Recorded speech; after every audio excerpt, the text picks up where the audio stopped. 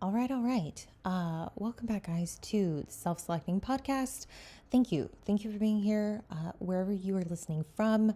If you are on Spotify, please definitely leave me a review. Let me know what you think. It's super helpful. If you're on YouTube, like, comment, subscribe to it for the algorithm. I greatly appreciate it. And I'll say this now because I've had a few people ask, and they're like, hey, I can't find out any information about what the hell you do, what services you offer. I do offer coaching, yes, one-on-one coaching if that's something you're interested in. I only take on clients who I have spoken with. You can't pay me unless I have met you. Please set up a free 15-minute call. This is something that I require for all potential clients. Let's get a feel for each other. Let's make sure I can actually help you. I'm very confident I can help you, but it's one thing I want to make sure. Link to that is in the show notes. If you already have a coach, if you're pretty set, you're doing it on your own, you're fine, you're killing it, but you want some help with lab work, non-over-the-counter supplemental recommendations, not a medical provider, not licensed, just done with nursing school officially, yay. I do offer one-time consults. This can be on a one-off basis. You don't have to commit. You're not signed up to like a contract or anything, but it is something that for most people I work with, once they do a consult, they're like, hey, can we just do this every like 6 to 9 to 12 weeks? Sweet. Yeah, we can set that up at your discretion. So link to that also in the show notes. Yeah. Okay. We're getting started. What are we talking about today? So these are the mistakes that I made when I first started out. And I feel like in my time in fitness, my time doing this, it's occurred to me that like the mistakes I made early on, I mean, they're very simple. They're ones that I see very commonly in my clients and individuals who come to me. And I feel like going through them, at least the big ones one by one, I feel like it can save you a lot of time. So that's what we're going to do today. Number one, focusing my attention on the wrong things. Being too specific. Being overly specific where it didn't fucking matter. This was one thing that like in college when I got into tracking, I mean, I was all over the place. I'm still all over the place, but like truly for me, this was a way to, to feel like I was in control, feel like I was getting everything out of, not a lot has changed, I know, but back then, I mean, like I was missing the mark by miles, like the things that matter the most. I was not placing a lot of weight on like consistency and tracking like my weekly average. I was doing cheat meals and then not really considering how they would affect those other days, of the week and what that would do to that caloric average for the week. I was concerned with like heart rate variability. I was concerned with a lot of dumb shit. I try to block it out, honestly, but oh, you know what? This is a good one. And I had a client actually ask, she was like, can you please talk about this? Because I don't know. And I want your opinion. So body scans, DEXA scans, bod pods, caliper sites. This is one that like back in the day, God, I was such a nutcase about. I was like really like putting it under the microscope and trying to do it like every 2 weeks. And I'll say globally, if it helps you, if it's something that you feel like facilitates like improvement in motivation, like increased motivation, by all means, like that's great. As long as you have a filter for when the results are not what you're wanting and you can control, like you can be like, hey, I'm not going to let this get me down. Because that's the one thing for me, I was greatly affected by the scans and the calipers. And I just like, I took it like, I'm like, oh, I'm doing something wrong. That change in like lean body mass, the DEXA claims that I have, in 4 weeks, I fucked up, and it's just not the case. It's not to say that like 100% of the time, maybe there are people that lose muscle and that's what's being reported. But you have to understand that like with these scans, they're not able to differentiate. Like when we're talking about fat-free mass, they're not able to differentiate things like GI weight, transient fluid loss, like hydration status, inflammation. Like, okay, you load up on like creatine, you have a bunch of sodium. Like, I mean, these things, like the day before, maybe you don't use the restroom. Maybe for females, like a lot of females listening to this, you're at a different point in your cycle. So you have an increased levels of circulating glucocorticoids, so cortisol is higher. Okay, cool. So all these things, like, they're going to play a role in how that DEXA is reading. And like, that's where, if it's helpful and you can like generally take a step back and be like, yeah, cool. I just want to see over the course of like several data points that these numbers are improving. I don't want to get bogged down into the minutia. Sweet. But please don't put all of your value here. It's the same thing with scale weight, which like, that was another one. That was one that like, guys, I was such a nutcase about scale weight for so long. And it really wasn't until like, I would say like 2020, 2021. Really, when I did my prep in 22, I switched my methodology from like day versus day to weekly average, high and low, and comparing those trends. So, I mean, like, I was looking at a snapshot I wasn't comparing like Monday to Tuesday to Wednesday and like in a linear, like directional fashion. I was like week 1 versus week 2, also comparing the change in range, my high low, also taking into consideration the days I'm at in my cycle, my menstrual cycle, because there will be like 10 days that are just fucking useless. They are so skewed. And like the range of like the delta, like where I will be off by, it's going to be like 3 to 5 pounds. Like that's being a woman. Like, I'm just going to just put that out there. Like, more often than not, more people that I work with, it's actually a rarity to not see this kind of fluctuation. And I think if I had known that early on, if I had understood that like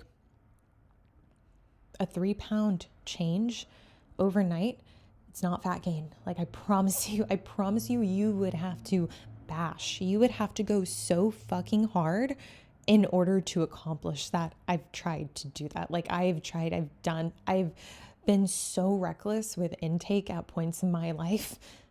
It's nearly impossible. I'm saying like a pound of fat gain, 3,500 calories above your maintenance, 3x that, fucking impressive. Like, I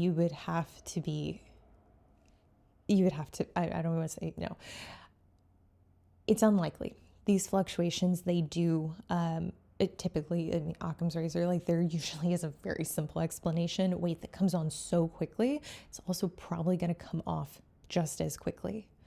But being able to receive that data, not get bogged down into it, also understand like, okay, here's the value it actually holds compared to other data points. Like, this is a skill that it took me years to develop. Not paying attention, I guess, number 2, not paying attention to frequency or the intensity, the degree at which you were off plan.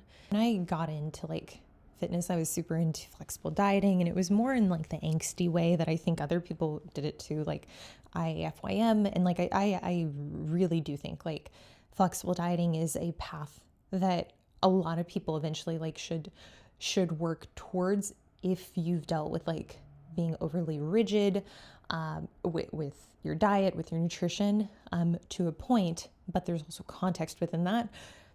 I think the way some people interpret like flexible dieting, they go one or two ways, like, oh, this is an excuse. This is a hall pass to fit whatever you want in your diet and to not have to focus on health. There's that camp. And then on the other side of things, there's the camp that's like, oh, flexible dieting leads me, it allows me to be intuitive with my calories, and like it almost, I guess like how it's framed almost suggests that calories no longer hold the same like energy value that they do when you're rigid. And that's just not the case. Like, that concept drives me crazy. It drives me crazy when people convolute flexible dieting with intuitive eating. And I think intuitive eating, like, I think you gotta be really fucking skilled. You gotta be really self-aware and really brutally, radically honest with yourself if you're going to be intuitively eating. Which frankly, like I'm not there, but I'm a lot closer to that point now than I've ever been in my life. And like, I mean, it's a good feeling, but when you're in a position where you have a goal, I think metrics are so important. What you can't measure, you can't manage. And that was something that, like, it came to fruition, like that idea came to fruition when I was like, okay, like, I'm sick of feeling like I don't have control. I don't have the answer to why this continues to happen or why the results are not coming as seemingly as easily or consistently as I desire. And it changed for me when I made the decision. I'm like, okay, no, I'm going to take ownership of these areas, these times in which I do go off track, because that's the only aspect of my program where I'm not controlling it. That's the only aspect that's kind of just free and loose, and I'm just assuming it couldn't. There's no way that a single meal or a single day could undo all of the work that I've done the 6 other days or literally 95% of the week. It started to make sense when I broke it down, like when I got really objective with the budget I had to fuck up. So like you only get X number of like oopsies during a week before it really starts to show on your body. In a week, yes, but like then also over like your lifespan, not in a fixed manner, but like, let's say you're at a body weight where you're like, hey, like I'm comfortable. I like how I look. Yeah, sure. I want to be leaner, but like I'm not at my fattest. So, okay, well, like if I were to gain 5 pounds, that's roughly where I'd start to feel uncomfortable. Well, 5 pounds, like maybe you're not going to gain that in a week. Like I would hope you won't gain that in a week. That would be a little bit of a cry for help. But when we're talking about like, okay, a year or even 6 months, or even like a 2-week bender, like across the world, like you're on vacation, you're not training, you're eating all your meals out. Okay. A little closer to feasible. For every pound, every pound that's gained, that means that at some point over the course of some duration, you consumed 3,500 more calories over your maintenance. Now, when we break that down, that's 500 calories over 7 days. Now, let's walk this back. Okay, I have a friend who she struggles with dieting, and I'm glad she talks to me about it, but we continue to have like the same conversations again and again. And I think it's because honestly, I think she doesn't want to believe. I think she's a hard time believing the reality. Like, she's very short. She doesn't have a lot of muscle mass. She doesn't move a lot during the day. She doesn't know why her weight goes up very quickly. Well, I do. I talk to her about her diet. We go through the meals out that she has. And I can tell with the information that she's sharing, she's like, oh, well, this is, I get this. Like, I go and I'll have the avocado toast, and then I get eggs, and I make sure like, okay, I don't add any like butter to the toast or like whatever. I don't add any like oils or any cheese. I always ask for this off. And I'm like, yeah, but like your BMR, like if you were in a coma, the amount of calories you would burn just not moving all day is so low. And then when you consider, okay, like she doesn't train very hard. Cardio is like a hit or miss. Like sometimes it happens very consistently. Sometimes it doesn't happen. And then I'm like okay, maintenance for her probably is 1,400 calories. Maybe if she works out, like has a decent, like let's just say hour-long session of like weight training, it's not that high. And like she doesn't have a lot of muscle. So I'm like, okay, like I know it blows. Like it sucks. You're a very small human. but you're also like, you don't have all these like character builds, like you don't have all these add-ons that like allow you to get away with more. And like that used to be my thing. I used to be like, oh, I want to build as much muscle as I can because I saw muscle. This is really ED, so I'm sorry. I saw muscle as like a means to consume more because I'm a little glutton, and I was like, okay, if I have calf muscles and I have biceps and I have back, like that was like actually a big motivator for me to train back. I'm like, you know how much I could eat if I had like a significant amount of like lats and had nothing to just, I know I'm troubled, I'm unwell. I find it hard to, and it's not one of those things. I'm honest with her generally about like, hey, you need to eat less, you need to move more. And like, I'm empathetic, but I'm also like, okay, there is a certain point where like, I can just tell, and like, she doesn't get it because she doesn't want to get it. Like, she is resistant to the idea that, hey, like, in order to achieve my goals, I'm going to have to be what seems like more restrictive than, let's say, Corey, or let's say, you know, in this case, her boyfriend, or other like just bigger people. And I'm like, I know, because like, I mean, it used to piss me off. This wasn't like with Patrick, it was fine. I was actually a little less disordered with him, I think. I would literally be like, we shouldn't be eating the same amounts of foods because like, we're not the same size. He's like 100 pounds more than me. I'm like, and like, you've more muscle. Like, literally, I'm like, if we're eating 1-to-1, I am for sure in a surplus, unless you are like hyper restricting yourself for that meal. But previous boyfriends, like first bodybuilder boyfriend, like when I was just getting into the sport, I was so ridiculous. Like, we would get like the same portion sizes and I would still be like, oh, it's so hard. Like, I just, again, very disordered. It's honestly, guys, it's the way I grew up. Like, I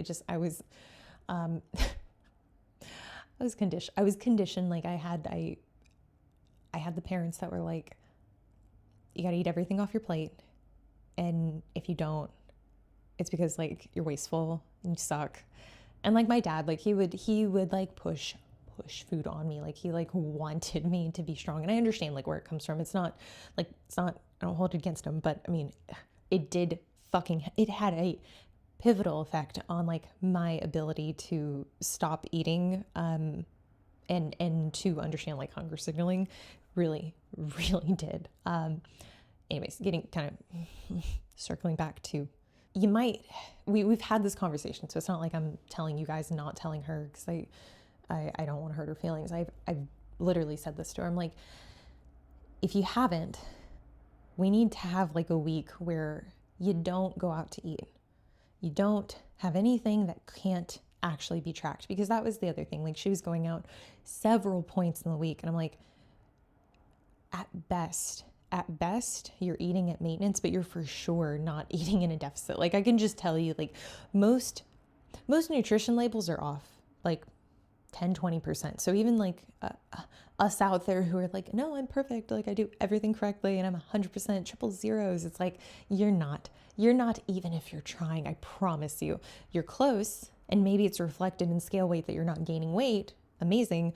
But I'm telling you, like, there's going to be some variability, and that's where like having continuity in like food selection is really important, particularly if you're not seeing the results that you're wanting to see and you think you're being 100%. Like, you clean up, work inwards, become simpler and simpler with that. But anyways, I'm like, hey, you gotta at least give yourself the opportunity to see, if you don't change anything and you just stop going out to eat and you cook everything in house, what does that look like? Like, does weight begin to move down? Because if it does, well, that tells me that the discrepancies in the foods that you're eating out are much, much greater in versus what you think they are.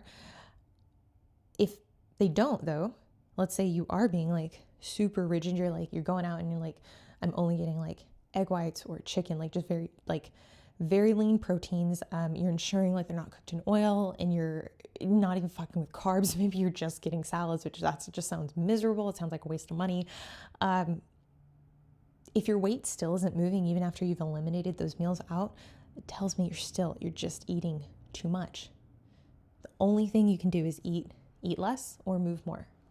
And if you can't move more, if like you're telling me that like, hey, that it's not an option. Okay, well, in that case, like we gotta rely on the food, which personally, I would rather do that. I've found with time, I'm like, it is so much easier to control calories than it is to push up food in this sense of like, okay, now I have a larger budget to eat, push up cardio in order to create a larger caloric budget to then eat. I think for a lot of people, they have a hard time accepting that. I had a hard time accepting that. When I first started out, I mean, like, I completely bought into like, it's okay. I was a little like, it's not dumb. It's just ignorant. Like, it's nice to believe that there's this world where we could reverse diet our ways up to higher metabolic capacities to where we don't have to have any kind of restriction and still be shredded. I get it. I bought into that dream too, as did a lot of us. And like the threshold for me truly was, I was like, 1,500 calories. I don't want to go below that. Like I was such a little shit about it. I'm like, I just had this association with like, this is the cutoff. And if I'm under this, like metabolic damage, like I was so sold on this bullshit. And like, you do it like, it's like, oh honey, like it's cute. I wish life worked like that. It just doesn't. I promise you, it just doesn't. To achieve like very extreme physiques, what I deem is low body fat, which like some of y'all might even be like, it's a little much, it's a little excessive. For that, for whatever you're not at currently, you probably, more than likely, I can almost guarantee, you are going to have to feel a little worse than you currently do. It's great if you don't have to. It's great. And there are ways to like reduce how shitty you have to feel in order to get to where you want to go. And I'm big fan of that. Big advocate for like only suffering the amount that you need to suffer. Like don't suffer for the fuck of it. Don't suffer because you think it makes you a better athlete or it's going to improve your results. Like, sure, there's some kind of correlation there, but like at the same time, people tend to overdo that. People tend to be like, I'm going to be hyper restrictive. I'm going to do things excessively. And ultimately I'm like, you just went about this super inefficiently and you didn't enjoy any of it. And you're making it to where the post-diet period is going to be that much harder. You're for sure going to rebound. You don't get points for suffering. You don't. But I think like there does have to be some degree of acceptance that like you're going against what your body wants to do. And depending on how lean you want to get, depending on where you're at right now, this might mean feeling worse than you ever have. When you consider like, and I know I said this to begin with, I'm going to wrap this point up. We're going to move along. I know. You only get so many fuck ups before you hit that point where you begin to see the body fat accrue on your body, like on your frame. For me, like right when I hit like 140, I start to see at this, even at this, which I consider this is like the highest degree of muscularity I've ever had. 140, I start to see a little bit of cellulite, like on the back of my legs, like around my butt. My abs don't look as sharp, and like I like how they look when they're sharp, you know. It doesn't take a long time post-show for me to hit that point. I've done it in an impressively short time frame where I've hit an uncomfortable body fat percentage. I've also done it over longer durations. I've done it over the span of several months. It's still like the fuck ups are still the same, or I mean, maybe they're not unintentional. Maybe they're like the fat gain. The fat gain is still the same. It still requires the same amount of food. That's what we're talking about. Cardio is allowing us to, push that off. But globally, the amount of food that you ingest, like whether it happens in a short duration or over the course of several months, you only have whatever the difference is between where you are now and then that point where you're like, ooh, like this is the cutoff for me. Here's the ceiling for which I start to feel uncomfortable.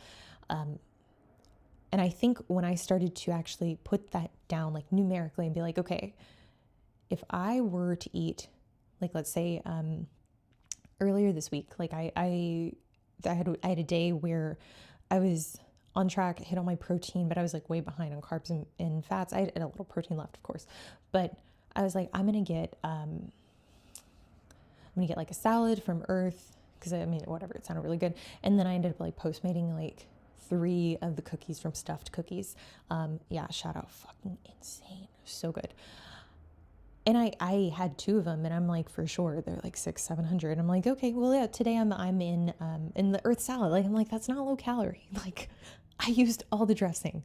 It had, I'm sure, full fat feta. I was under no impression it was fat free. I had the bread with it too. So like, I mean, that entire day I was probably like easily 2,500, which is above my maintenance. I did not have a maintenance of 2,500. I think like, doesn't matter. It doesn't matter. I'm not going to put those numbers out there, but like, I knew that day I was in a surplus, and like, it was okay, because at this point I've become very like attuned to whenever I have those like off days. I'm like, let's do a little audit, but let's do it quickly, and let's decide what we're going to do with that information without ruminating on it, without any kind of like punitive, like just inner dialogue. Like, okay, if I were to continue to do this, if I were to repeat this, how many days before I would get to the point where I would hit that scale weight where I'm like, I need to start dieting.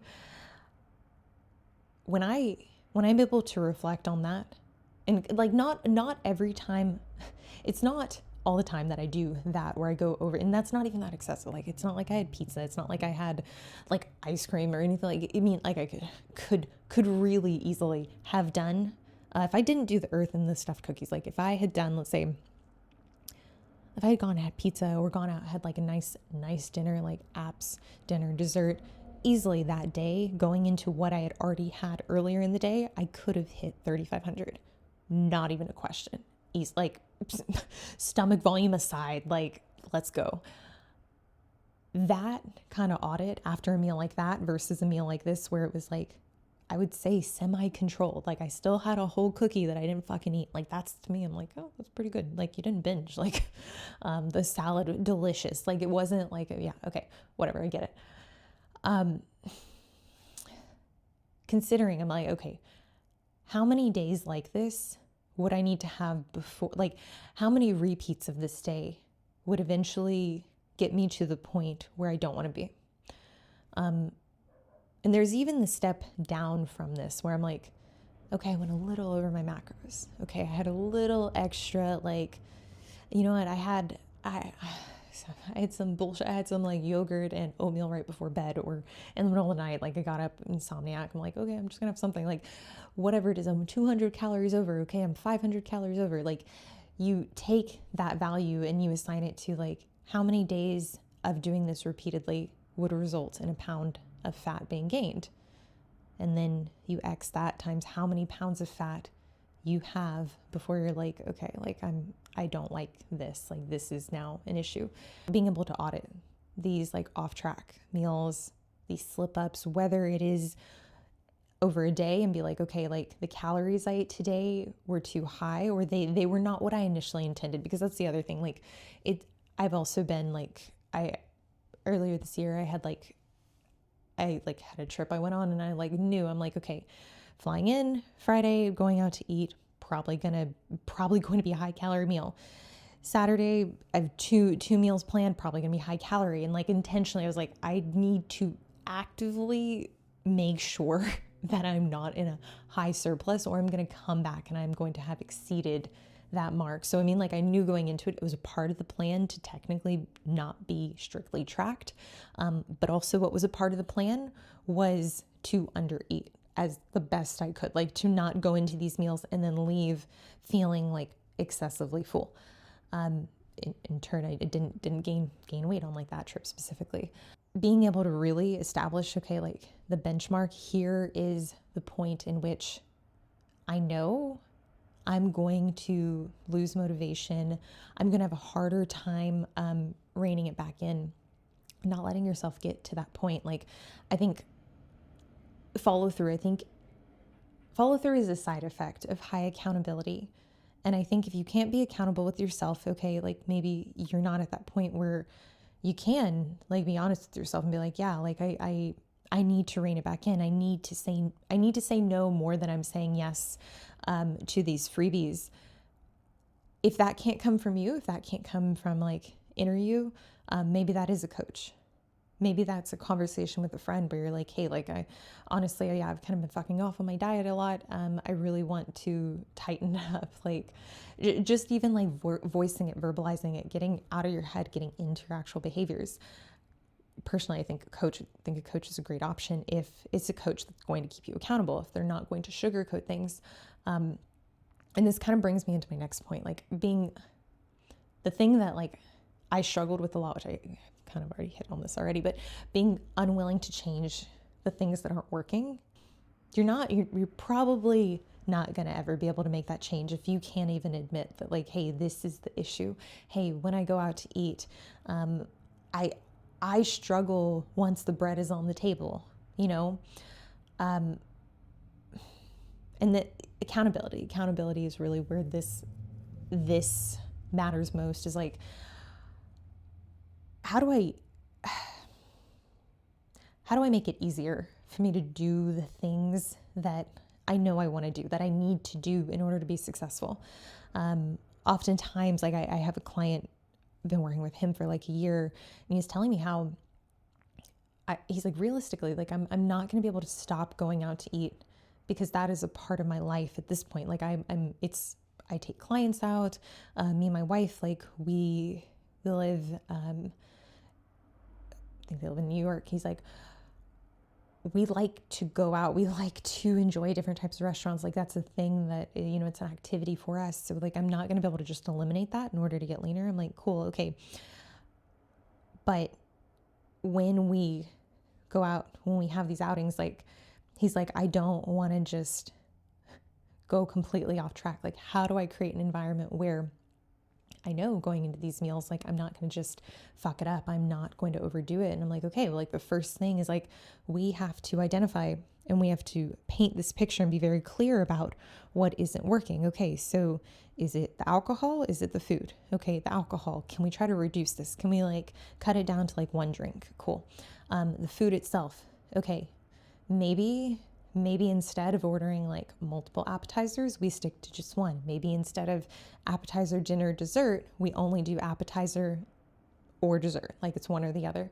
Maybe we don't do dessert. Maybe if you're going out to eat multiple times a week, you're very clear about like, okay, like this meal is like glorious. It's going to be a free meal, but these other meals, I'm going to go with the leaner option. I'm going to intentionally be like, I'm not going to finish this meal. I know it's wasteful, and I don't like putting out that message like that we should just do that. But I get it. But like at the same time, in this setting, it's like we don't necessarily need to stop the behavior entirely, but it does come down to identifying the behavior.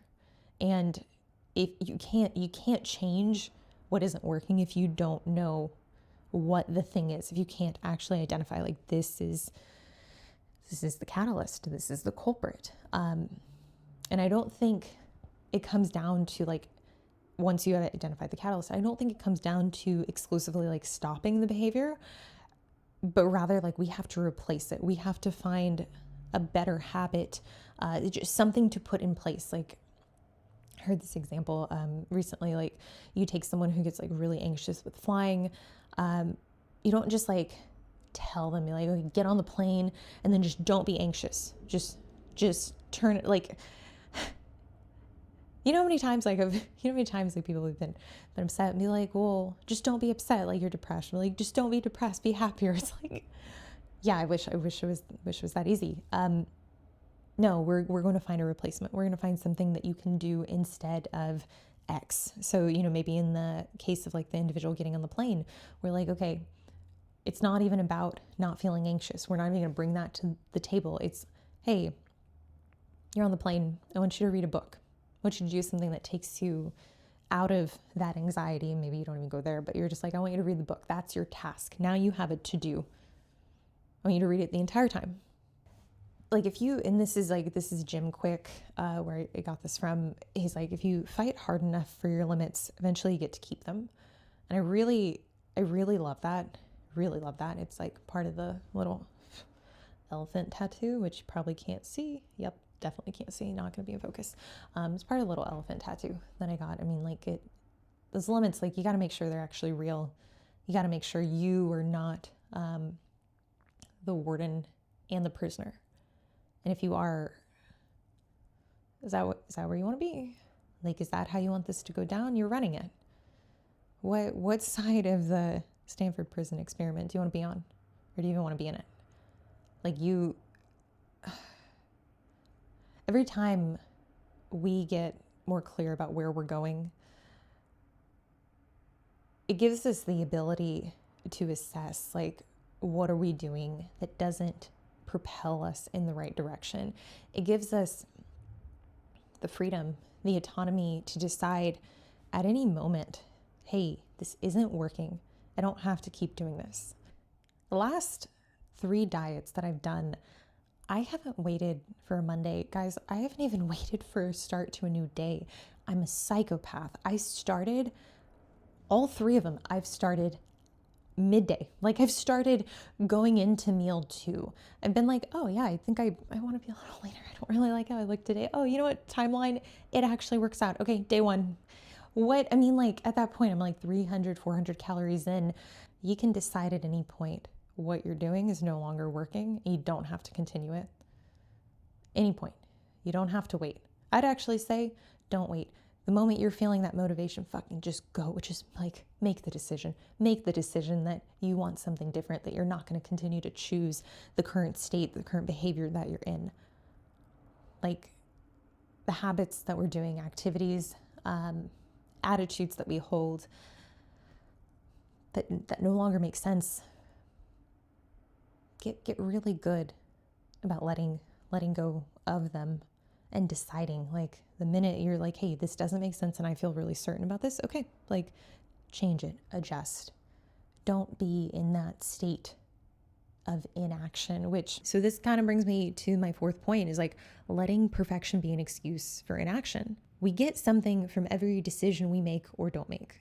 So this concept, this idea of like, okay, well, until I have all of the knowledge that I need and until I can do this perfectly, I'm just not going to act. Inaction, I mean, like in itself, it's procrastination. What do we get from procrastination? Well, we get a sense of familiarity.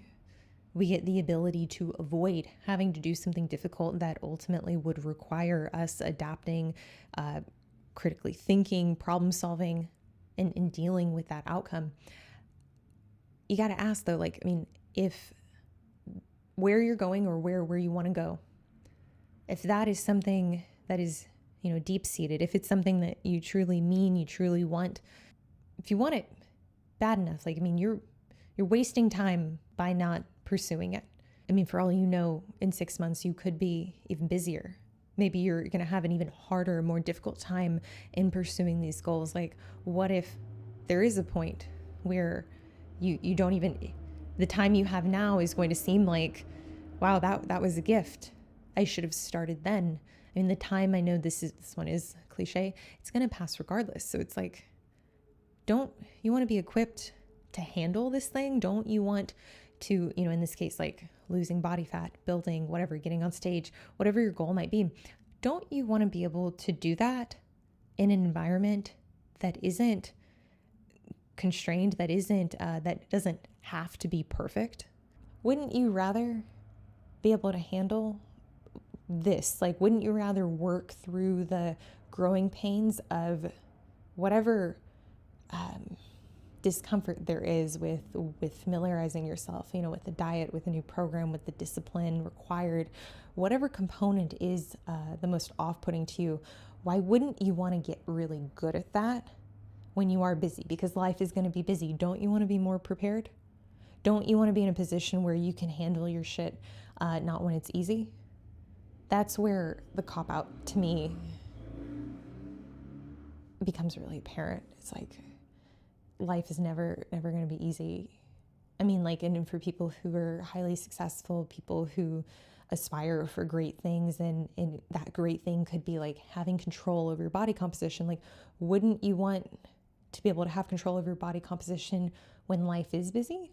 I'm a big believer optimization is not achieved. It's not a destination that you get to. It's being able to continue to make progress, not even necessarily peak, but being able to continue to move at a pace that is notable under constraints in an environment that is imperfect, under a high degree of stress, in a state where, things aren't ideal. That is optimized. Okay, like, in order for me to prep, in order for me to diet, like, I need everything to be lined up, planned out, and I need stress to be so low. And I got to the point, I'm like, okay, well, like, I'm using this to get out of dieting. Why? Let's unpack that. Well, I'm kind of afraid of failing on a diet. I'm kind of afraid because I feel like I should at this point have the skill to not ever fail. That's fucking silly. Like, what, just because you have the skill, like, you should be able to do it perfectly? That doesn't exist. Even people who are highly skilled, I mean, there's still a churn rate. There's still a rate of failure, error. In some capacity, mistakes will still be made. And when you consider, like, okay, are mistakes an indication of value? Are they an indication of worth? No. Mistakes are a gift. In a lot of instances, fucking up is your ability to shine a light on something that you might not even realize needs more attention, that you need to further develop. You learn from your mistakes. You don't learn from doing things correctly. There's no reinforcement when you do something correctly. Even when you do something incorrectly, it doesn't have to be a negative reinforcement, but it's going to stick with you. This, I'm remembering, like, where I got this from. It was when I was going back to school, when I was like, even before I got into nursing school, I had to do the TEAS test. And like, at the time I was so nervous about this because, like, I took my SATs when I was 16. I didn't go through a prep course. Like, I graduated. I got, like, for A&M, you needed a 1500 on your SATs. I got a 1500 exactly. Like, I mean, I barely skated by. And I was really nervous with this standardized test. I was like, I hope I can get the bare minimum.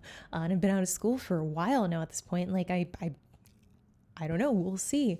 And I remember, like, studying, learning. Like, I remember, like, and I was like, how can I improve, like, recollection? And I forget who it was. I want to say it was Huberman, but he was like, you learn things that really stick. So, great, showing how well I can recall this.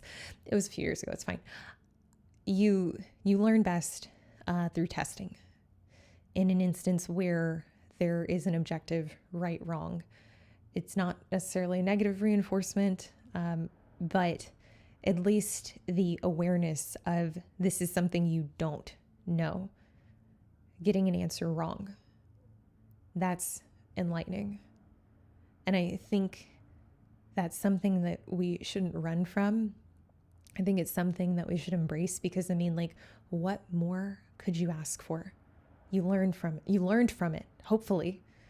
I think a lot of the times, like, people, they don't learn fast enough, and they continue to make this repeated mistake again and again. And maybe it's because the light that was shined on their error, on their mistake, wasn't bright enough, or they didn't pay enough attention to it. I mean, like, that's the thing. Like, you fuck up on your diet, don't just, like, bury it down. Like, hey, I get it. Like, I talk a lot about dissociation, compartmentalizing. Like, don't do that though. Like, what happened there? Yeah. Like, think about it. Yes.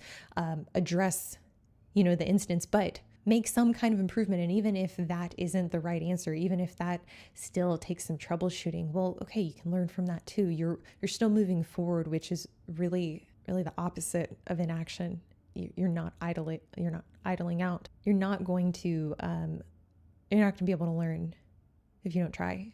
And the amount of time in my life thus far, it makes me really sad to think about like how many times I've used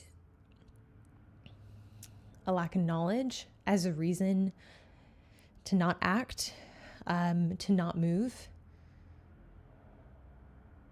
I've not spoken up about things that I've wanted to because I was afraid to misspeak, because I was afraid to say it wrong, because I was afraid to do it wrong, do it imperfectly. Like, I mean, you yourself, like if you hold yourself to that standard of like, okay, I can't do this until I can do it 100%, until I can do it absolutely correctly, like you're probably never going to do it. I do hold a little, I wouldn't call it regret, but like sadness for, I'm like, man, like if only I had had that self-belief, or at least the courage to give it a shot and to do it maybe not so correctly, I could have gotten to that same point sooner. And in short, like everything happens the way it's supposed to. Okay. For all you know, this could be the best time. Like you can't guarantee that the future is going to be a better time. You can hope and you can put things in place, but what guarantee is it? How do you know that it's not the right time?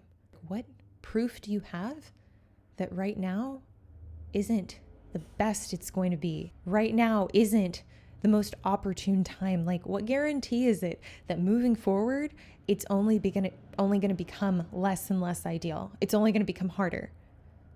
Isn't that just as statistically probable as it is that it could become easier? You've no control. You only have control over your conscious actions and your opinions.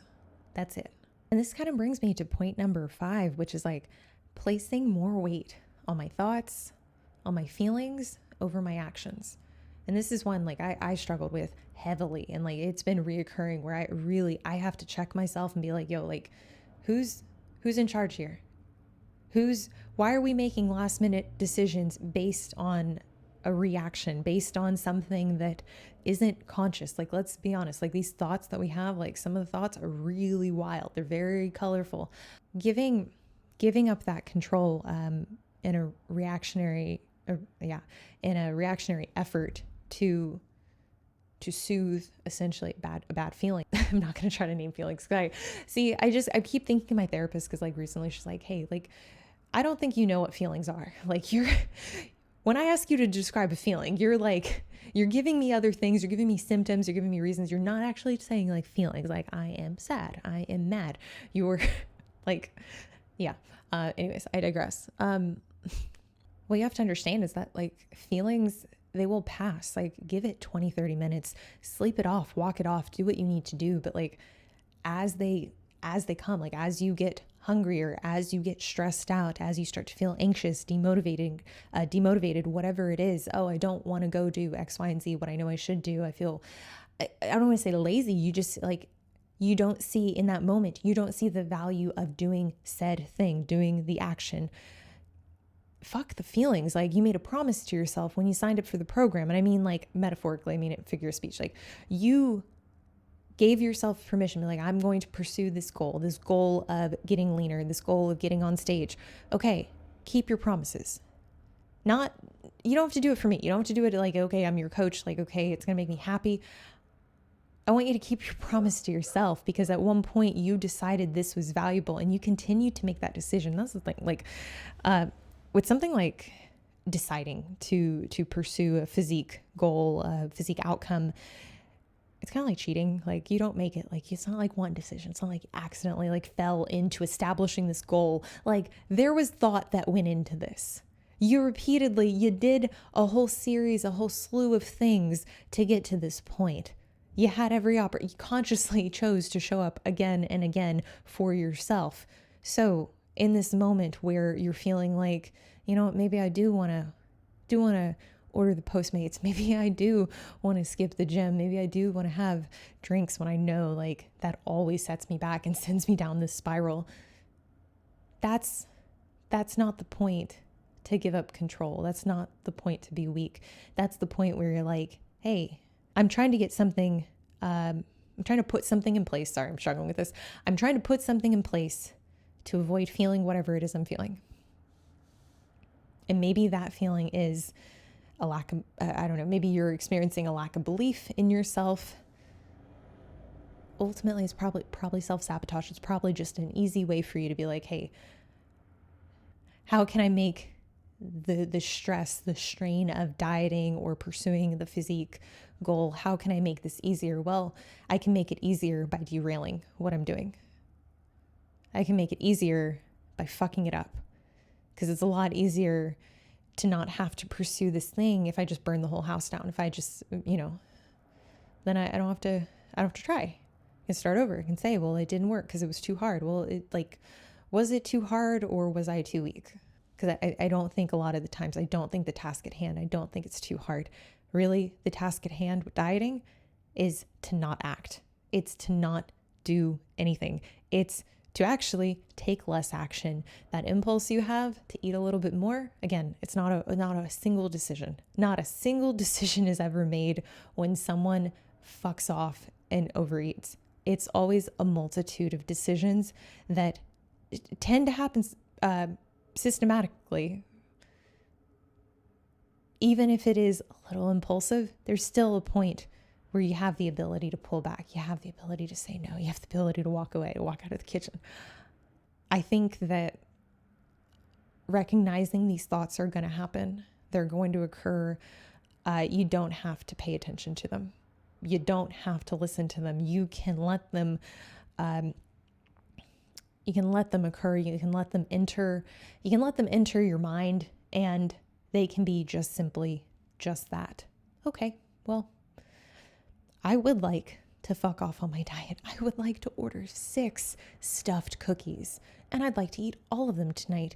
Probably won't feel good, but I would like to do that because that sounds like an enjoyable time in the moment. And the minute it's done, the minute it's over, yeah, I know how I'm going to feel because I've done this, and then I'm going to wake up and I'm going to be disappointed and I'm going to feel really weak and I'm going to be like, why did I break? All it would have taken is some time, some space, the ability to just pause and be like, hey, I have this thought. This thought's not real. It will fade in 20 to 30 minutes. I'm going to do something for 20 to 30 minutes. I'm going to distract myself for 20 to 30 minutes. And I'm going to decide, do I still want to do this? Do I still want to do this in half an hour? It might not always work. Some impulses, some cravings, some defiances, is that plural? Is that a thing? Are very, very strong and deeply, deeply embedded. So I can't tell you that like every time you're going to be able to fight it, but getting into your behaviors, as strong as those thoughts, those urges, those cravings might be, is something I wish I knew how to do. I wish I'd worked on that skill earlier on. Doesn't mean you got to be perfect. I mean, literally, point 4, you don't have to be perfect, but you do have to try. If you have any semblance of like wanting to get to a point, like envisioning, hey, this is how I want to be when I diet. Maybe it's not perfection, but I want to have I want to have a high degree of discipline. I want to be strong-willed. I want to be generally in control of my actions and be able to resist doing things that I might have the impulse to do, but I know are not going to serve me. I know are not going to actually make me happy. If that's where you want to be, imagine the actions, imagine the behaviors that you need to encompass. That doesn't sound like the right word. My brain is getting tired. I need more coffee. Imagine someone that you admire, someone that you put on a pedestal that can do the thing that you're trying to do. What would they do? What would they do? Imagine if they would do the behavior that you're inclined to do, you would like physically like want to do. Would they do it? How would they resist that urge to do it? What would they do? Would they leave the fucking house? Would they just like go out? Would they be like, hey, I'm just going to remove myself from the situation. I'm going to call a friend. Like, imagine just, anyways, I hope this was helpful. Hope y'all enjoyed this episode E.11 self-selecting podcast. I appreciate y'all so, so much. Spotify, hit the reviews, YouTube, like, comment, subscribe. If you want one-on-one coaching, I am accepting new clients. One-time consults, also accepting those as well. Please stay tuned. I'll be hosting another webinar when this launches. This will be past my April webinar, but in May, I'm sure I'll be doing one. Thank you guys. Thank you so much. Appreciate all love and support. As always, I will see you in the next one.